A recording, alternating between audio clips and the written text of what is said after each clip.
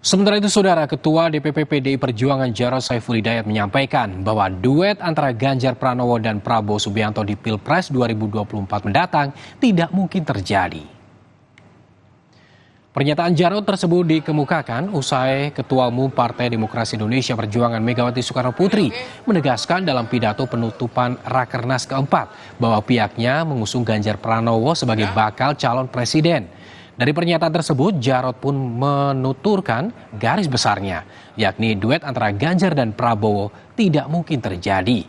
Terlebih, Ganjar Pranowo merupakan capres dari PD Perjuangan dan menutup kemungkinan untuk dijadikan sebagai cawapres.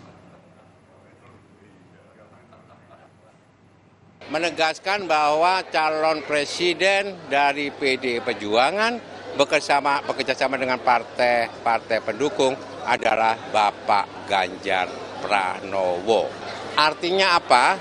Artinya tidak mungkin, ya sekali lagi, tidak mungkin dan menutup kemungkinan sama sekali untuk diturunkan sebagai calon wakil presiden. Ya, beliau adalah calon presiden.